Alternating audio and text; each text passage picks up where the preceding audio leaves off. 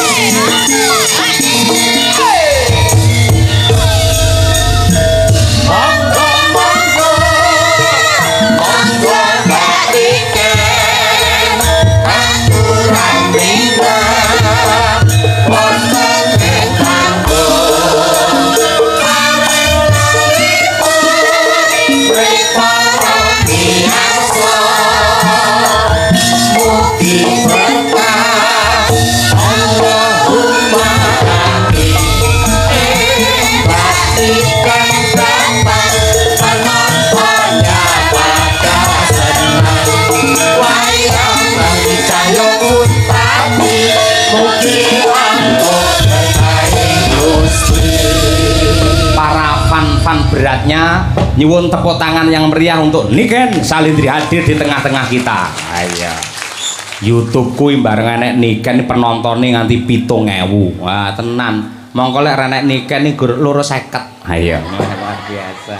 Halo, assalamualaikum Cahayu. Waalaikumsalam Bapak. Aduh, Bapak nganti kangen nganti lek turu ngimpi ketemu sampean tenan. Mila. Tenan kuwi serius. Aku rumah saku ki pas itu kata-kata buat menyenangkan hatiku apa kata-kata modus? Fakta, aku sumpah pocong wani lek iki tenan. Aku tawar mayang neng ndi buke si Ngawi apa ngendi kae. Lah gandeng nggen transite iki ora ana nggone, aku turu neng mobil. Aku turu rumah saku sampean teko wis gelungan kaya ngono kuwi nggugah aku. Pak, Bapak, tangiyo. Aku ya tangi, ning sing tangi dudu mripatku.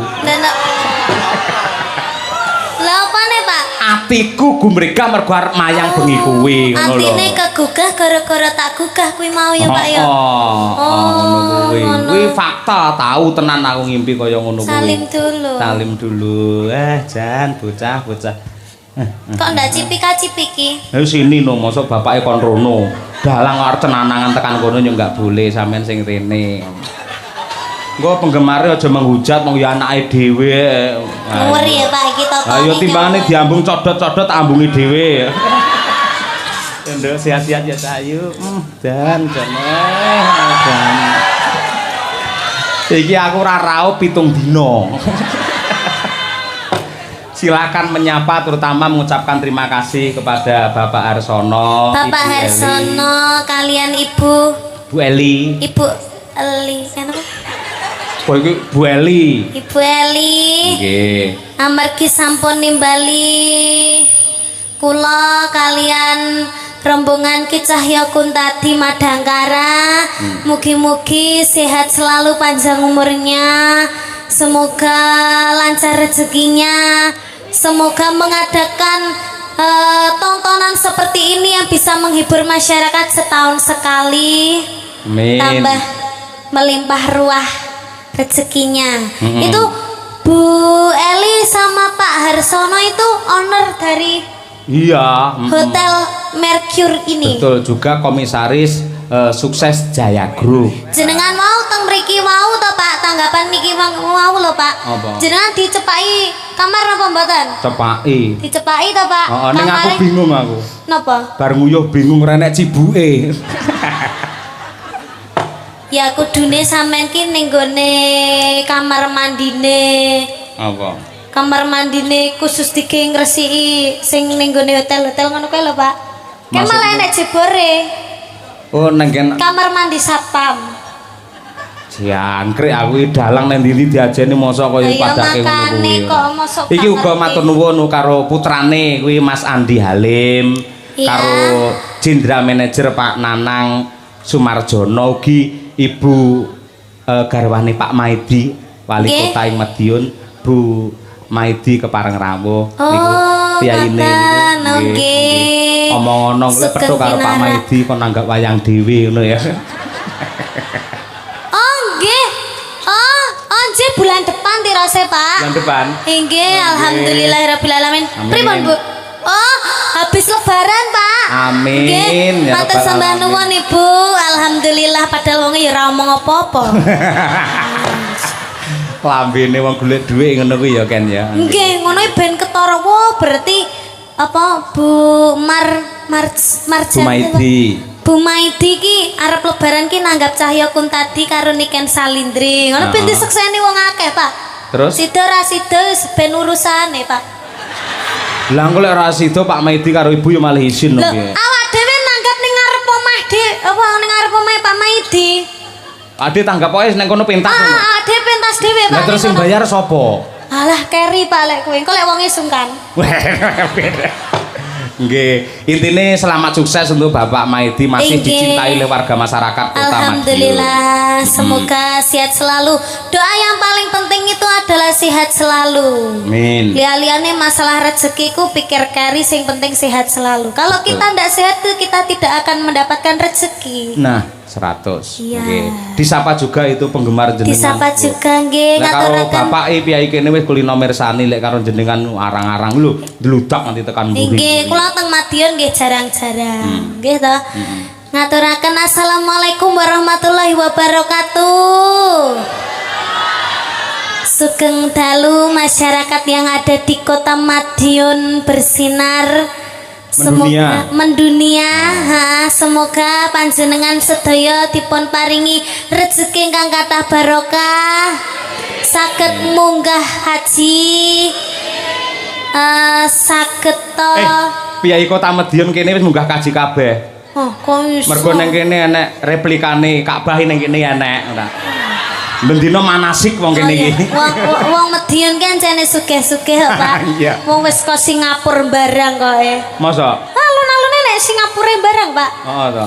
Heeh. Sing anyel aku mau lho. Lah nek Napa? palang sepur to uwi iki nutup. Iki mobilku nang kene. Lah kok sepure liwat mburine mobilku to, Pak.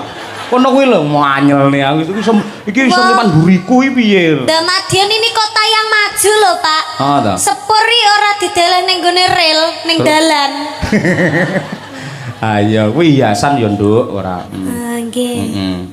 Ya saiki nembang Cahayu. Nggih, Pak. Ya iki wis kangen karo suara. Sing alus riyen nggih. Halus wae ning engko bar langgam kena dindandukne ngono lho, tak ketang sithik. Oh, ngoten. Nyuwune napa, Pak? Men ora ditinggal katresnanmu karo Piyai Madiun lan Bu Wali. Nggih. Ngaturke ninggal katresnan ngono piye? Setuju ora? Oh, nggih, nggih. Nggih. Mengke di versi J ngoten to, Pak? J iki apa? Jaranan. Oh iya. Cocok versi J. Tapi niki dibawani napa mboten, Pak? Oh iya Bawani jelas. komplit bawa no no. sampean eman-eman ora bawa. Nggih. Ayo. Niki Dasare. bawane tentang Dimas Niken Salindri. Oh iya to. Niki cakepane niki sing damel niki lemboten klentu Sapa, Dok? Pak Sukron. Pak Sukron. Nggih, terus sing nyanyi Ibun, Heeh. terus jenengan sing nyawang. Oh iya. Aku nyawange marem, Nduk, aku isan ya. Wis tuwek disawange marem ya. Coba dibawani dhisik apa pangkur apa-apa? Nggih. Anggur Niken Salindri. Apa delon awakmu nang nggen layar ke lho kan. Masalah. Jan kaya Romeo Juliet ae dhewe ya. Ayo nggih. Ya Nduk, Niken Salindri. Ya. Timen buta yang ram bakal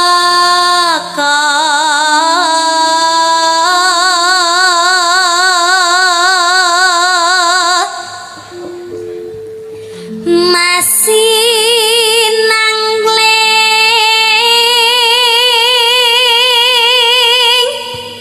cahyane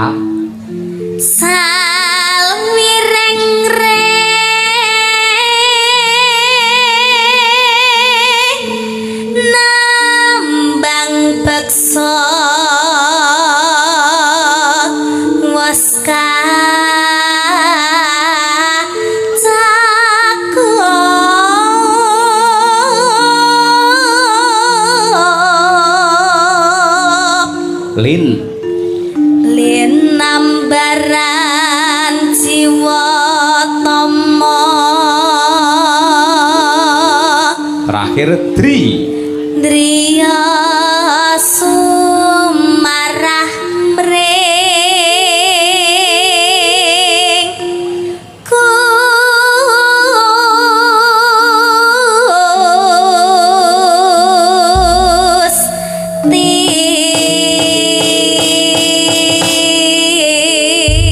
Iwan tepuk tangan yang meriah untuk Niken Salindri suara emas dari kota Kediri.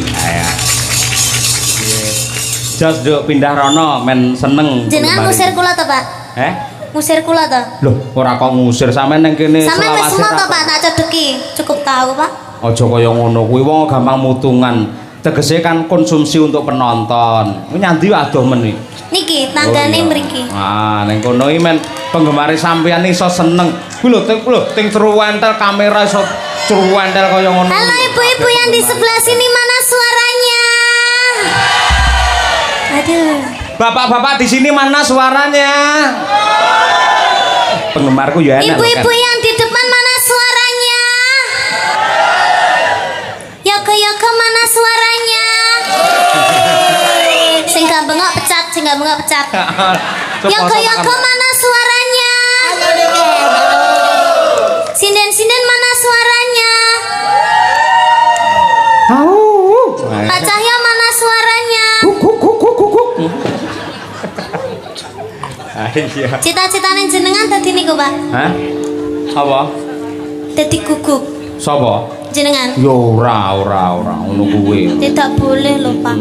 Lah enak apa ora ta Pak guguk iki? Ya ndak ngerti loh, Pak. Masa ora ngerti? Lah menurut jenengan enak apa mboten? Ora enak. Kayak muni berarti tayu mangan ngono kuwi. Berarti tahu mangan. Lambene ora. Ya Niken Salindri langgam sarambahan terus dijarangke. Wah iki top iki. Mangga. Dados, Duk. Yuk.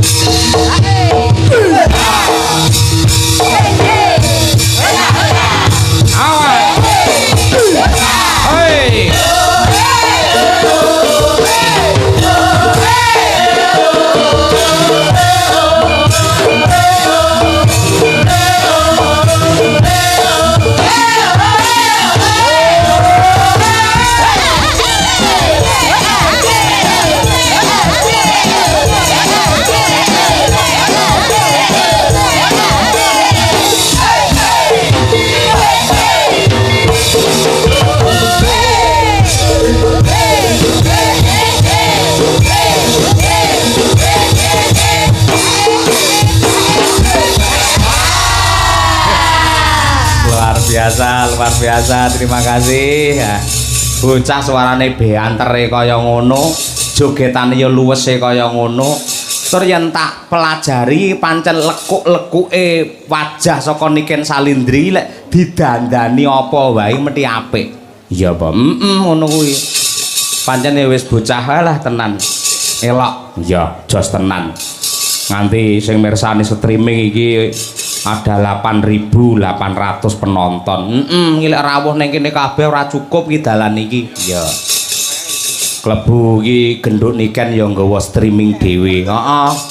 Melu live lumantar channel apa? Niken Salindri Family. Wah iya. Makasih Nduk, Bapak iso melu muncul ning channelmu. Yo genti iki men anak wedok leren dhisik nanjake duojo. Wah iya. Mas Klitik karo Mas Kluduk Slendro Mas kanggo menyapa warga masyarakat Madiun ya panas-panas melaku wah ya dasare kene iki nggen sepur ya Mak nggen sepur ngaturake panas-panas melaku ki pas untuk memberi support kepada duo Jo supaya naik di pementasan monggo Madangkara dados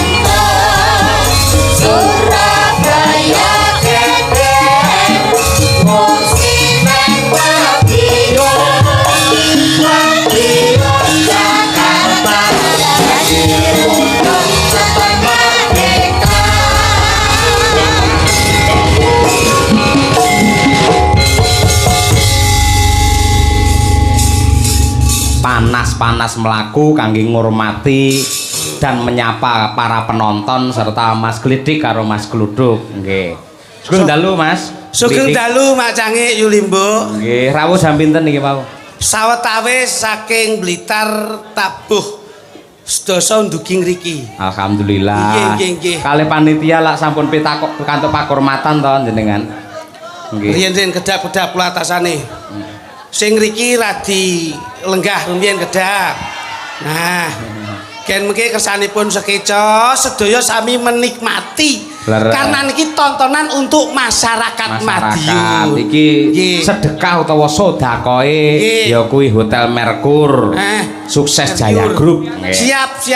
Alhamdulillah Gus. Nggih. dawuh saking panjenengan Nggih. sowan wonten Kyai Madiun Kota Sedayanipun. Nggih, nggih. Sedaya pinanggih bagas kuwarasan mboten-wonten rubeda niring sampikala. Nggih. Cekak aos ridho lan hidayahipun tumurun saking warga agung Madiun Sedayanipun. Amin. Nggih.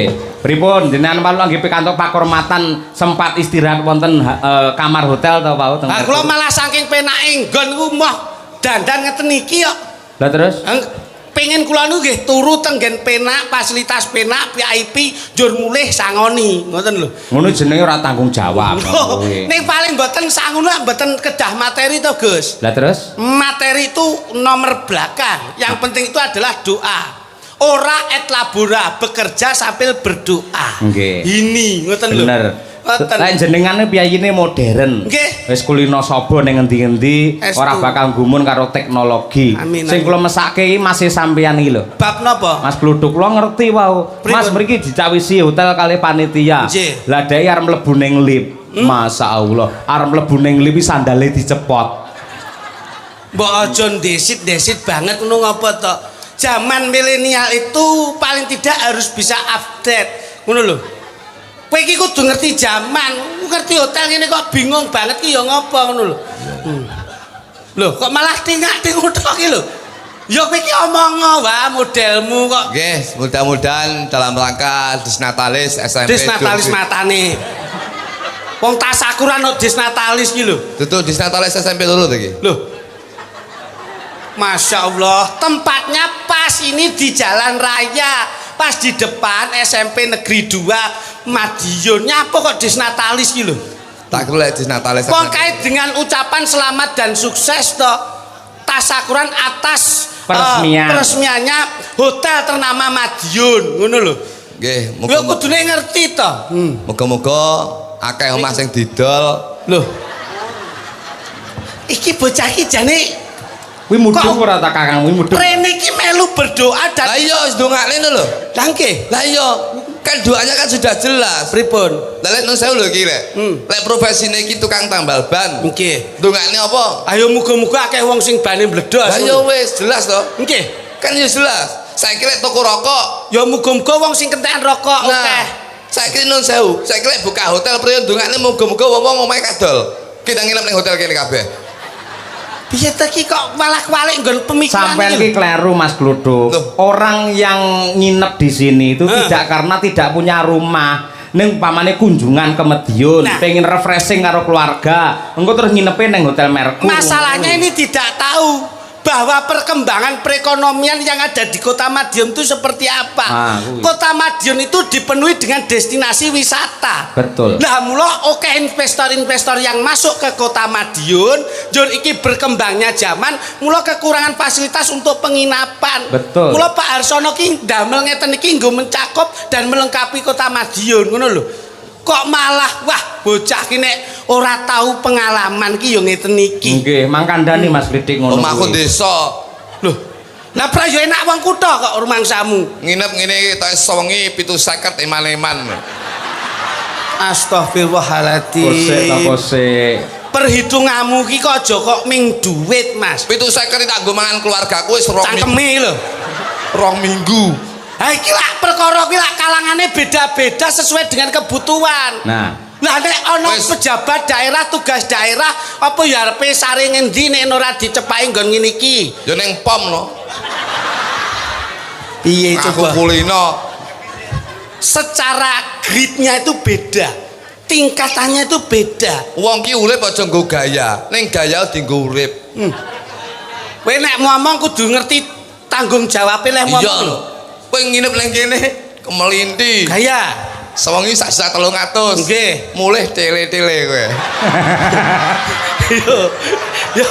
ning kowe kebangetan kowe Duk. Lah napa? Lah iki sing nanggap Hotel Merkur, kowe iki kudune melu promosi kok malah Pak Harsono itu Kulo ora ngelek-ngelek. Tegese kalau memang itu butuh, manfaatkanlah kebutuhanmu. Aja mek trimo ning hotel ki mbok nggo gaya aja. Tapi dienggo butuh ora masalah. Ning lek mbok gaya aja. Loh. Ngono lho. Lah gaya lan ora tergantung dengan kemampuan toh. Lah nek umpama duwe tenan gaya ya wajar aja. Ya apa-apa. Sing dari wong duwe ki piye? Ayo turah blawah. Wong apa kuwi? Awang duwe Sugih. kadonyan. Wong sugih. Nggih. Tak omongi kowe. Wong sugih ki lho mesti lek cukup. Ning lek wong cukup ki mesti sugih. Weh, apa kuwi contone? Loh iya lho. Wong cukup, Wong sugih ki lho mesti lek cukup. contone Wong sugih ki panggah pengen sugih. Mergo sing disawang wong sugih sak dhuwure. Ning lek wong cukup ki mesti anteng kuwi sing dalane wong sugih. Aja am-am wae tapu iki kene kok. Omong. Berarti kowe milih dadi wong cukup. Nah, Loh iya lho, Bos. Lek cukup berarti kan padha karo wong sugih. Loh nggih lho. Nginep po ning Hotel Merkur. Loh, aku nginep ning kene gratis kok, Bos. gratis. Gelem nginep nek gratisan nih munyuk iki. Gratis kok sombong iki. Loh iya lho. Loh, Paling tidak sampean mau dipapake nggon ngeten niki, paling tidak mensosialisasikan oh iki lho nggone nyaman seperti ini. Wah, ini loh fasilitasnya seperti ini. Jadi secara edukasi dalam mensosialisasikan fasilitas hotel tuh kami itu tepat sasaran loh. jeding kocol tok. Loh, malah kelasnya menengah ke atas toh. Ke atas mewah piye? kaya ngono. Ke atas piye baru aku cepet. Loh, kok kita kuning ngono ya aku. Ora ngerti iki, pengalamane mboten kaya kula panjenengan, Mas. Banget terlin desa. Bareng banget. Di mana-mana Bareng kalau mau enek semprotan lho. Ora enek ciduke tak semprotan lho. shower kae. Tak semprot lho kok keri ya. Ya Allah. Aku Ngene kulinamu kok mbok nggih. omongke iki lho. Loh, iki lho pengalaman lho, Bos. Aku kulinamu gawe ciduk kok. Semprot lho. Ning kene iki apa-apa sarwa otomatis. Otomatis. Arepe siram ya otomatis. Iya. Arepe BAB juga otomatis. Arepe ngecem banyu wae ya otomatis. Nah, kuwi rungokno. Loh, ini fasilitas yang sudah menengah ke atas. Biarpun bangunannya megah dan mewah, tapi harga fasilitas itu terjangkau murah. Lah, ini loh. ngono kuwi. Kowe marai Kaya ruru wae lagi pembukaan lho.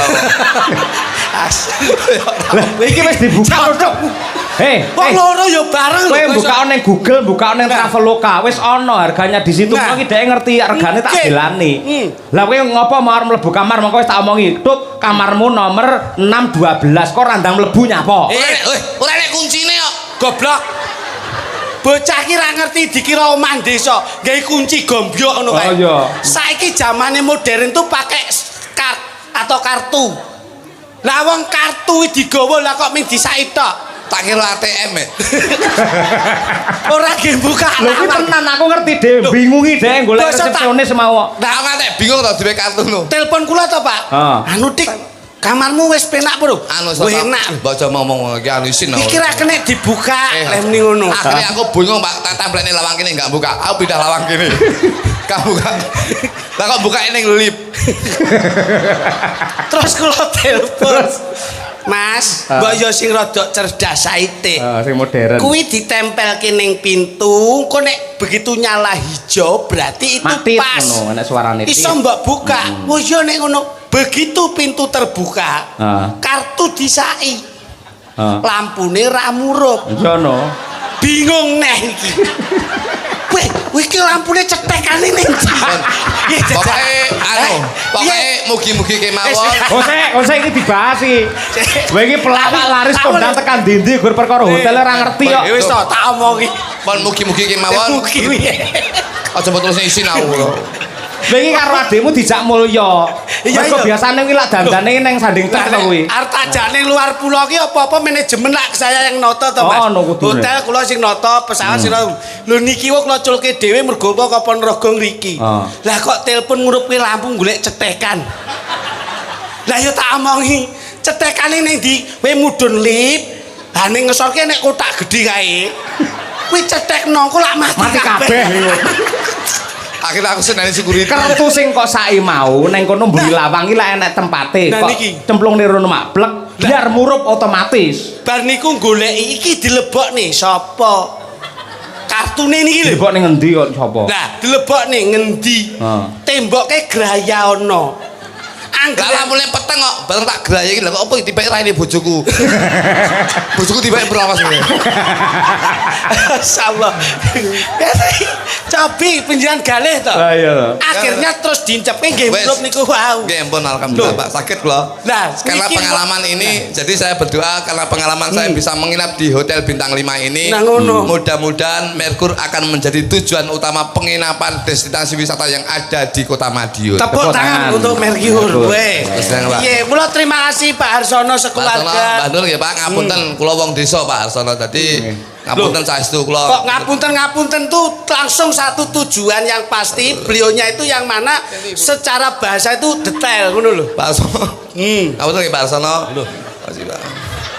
Ben bapak itu renan penggalih njur lila legawa. Ayo Pak Arsono. Nggih, Kang pundi? Pak Arsono ngapunten nggih Pak Arsono. Saya hanya bisa berdoa Pak Aja maju Arsono. to, bapak ki ya ben lega ngono lho. Pak Arsono. Nah. Lah nggih, yang mana coba? Ayo. Lagi iki wong ditangkap karo sing nanggap ra roh Loh, ya iki. yang tatak toh. Iki ya tata gendeng ya jadi iki ya. Lah nggih, terima kasih Pak Harsono. Mohon Terima maaf. kasih Pak Arsono, mohon maaf ini hanya sekedar guyonan saja mudah-mudahan. Nyawangmu ki sing fokus ngono lho ngendi? Wis pokoke tak golek sing mantuk sing ndi lho. Ora Pak fokus kok Arsono. kepiye seniman kok ngene iki. Pak Arsono.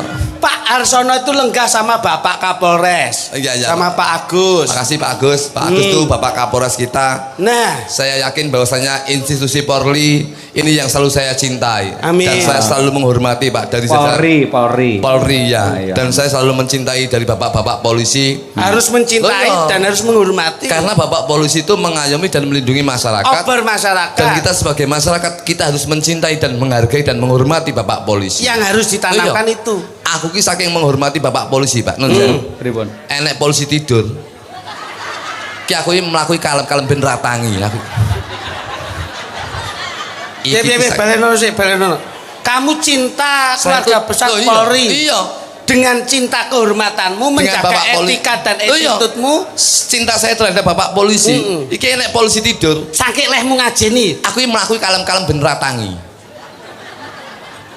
2020 kok si enek bocah pekok toh. Ayo. Wi masmu isik koplo tenan. Polisi tidur itu lah hanya untuk mengamankan jalan toh. Ngelone aku piye? Koplo. Nah, ngene ta.